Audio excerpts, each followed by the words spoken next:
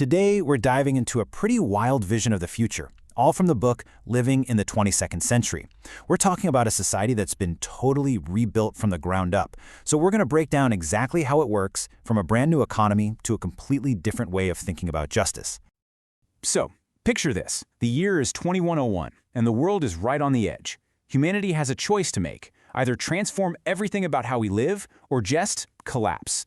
This isn't just some sci-fi backdrop. It's the core problem that this new ideology, called New Way Governance, is trying to solve. All right, here's how we're going to tackle this. We'll look at the crisis that started it all, introduce the big new ideas, meet the team trying to make it happen, and then dig into how it totally overhauls politics, economics, and justice before we finally ask, what's the ultimate goal here? Okay, first things first. What went so terribly wrong?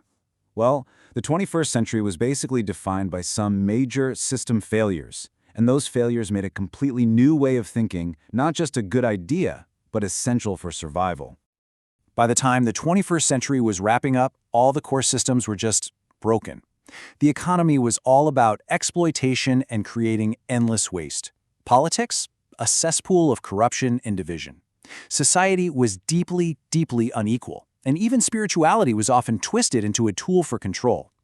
This all created what the book calls the Great Social Chasm, a massive divide that was about to tear humanity apart. So in response to this total mess, a mysterious philosopher named Vish comes along and proposes New Way Governance. His entire vision is built on two, frankly, radical pillars that are designed to completely reshape what motivates us as human beings. The first pillar is CHEFS. It's a really simple but powerful idea: a social guarantee.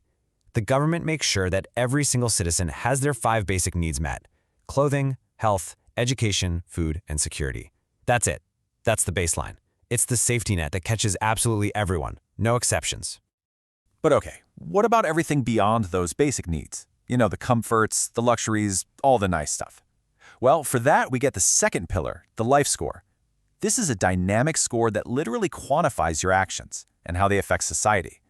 And that score determines your access to everything that CHEFS doesn't cover. And this life score isn't just some vague concept. Nope, it's a mathematical formula. This single equation basically becomes the new operating system for all of society, defining what it means to get ahead in the 22nd century. So here's the breakdown. Your actions are either for self or for selfless. And here's the key part. Notice that selfless actions get multiplied. The system is literally hardwired to reward altruism. Good actions add to your score, bad ones take away. And those little X and Y variables, those are weights that the community can actually adjust to reflect its own values. The whole thing is geared towards encouraging the collective good. Just take a second and really think about this. If every single choice you made, big or small, was scored based on its social impact, how would you live your life differently? It completely changes the game on what personal accountability even means. Now, an idea this huge and this radical needs people to actually make it happen. So who are the folks tasked with turning this vision into reality? Well, let's meet the core team. This is the dream team of influencer catalysts, and each one is a total rock star in their field. You've got Maria, the political scientist, Adit, the economist and tech genius building the LifeScore system, Leia, the sociologist, all the way down to Grace and Spark, who are making the crucial CHF-ES program a reality. These are the people turning philosophy into actual policy. But, there's always an opposition. In this case, it's the Leviath Satata Group. This is an ultra-wealthy conglomerate run by some mysterious multi-trillionaire that basically represents the old world order. They love the inequality and corruption of the 21st century because it made them rich, and they see this whole new way thing as a massive threat to their power. All right, now let's get into the real nuts and bolts of how the New Way ideology rebuilds society's foundation. We're talking about its politics and its economy. The first huge change is that politics and administration are totally separated. From now on, politics is only for foreign diplomacy. That's it. Administration handles everything domestic. The idea is to get all the partisan bickering and gridlock out of the day-to-day running of a country so that administrators can just focus on what citizens actually need. The economy also gets a complete overhaul with a new name and a new purpose: Equinomics. It is designed from the ground up to be equitable. It totally rejects the old profit-driven model that led to so much waste, and instead it creates a balanced, sustainable system. So how does it work? It's basically a just-in-time cycle. You order what you want from a master catalog, a producer makes exactly that one item, and it's shipped right to you. No more retail middleman, no more overproduction. And here's the kicker. Your ability to order things beyond your basic needs is controlled by your LifeScore. It's a direct attack on consumerism and waste, right at the source. You can tell a lot about a society by its justice system. And in this area, the new way marks a really profound shift away from the idea of punishment. The entire focus just flips. It's not about revenge and punishment anymore. It's all about rehabilitation and reconciliation. Prisons are gone, replaced with spiritual centers where people get counseling and do community service. The goal isn't to make people suffer, it's to deter crime by making it certain you'll be caught. And for offenders, it creates a real path back to society by letting them earn back their life score.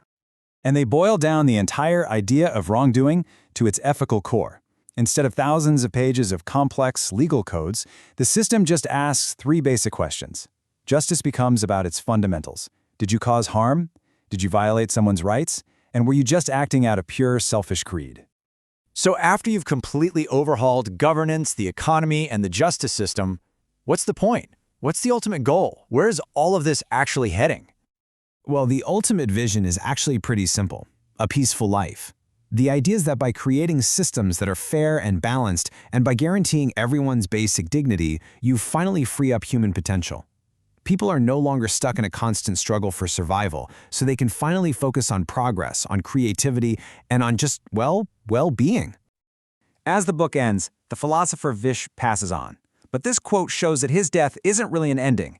It's the moment his idea becomes bigger than he is. It's now a self-sustaining human continuum that can carry on without him. And that really brings us to the final, lingering question. This highly structured, data-driven world where every single action is scored offers this incredible vision of peace, equality, and sustainability. But is it a blueprint for a perfect society? Or is it a warning? A warning about the potential price of that peace? What freedoms might get lost when you chase that kind of perfect order? That is the question this whole vision leaves us with.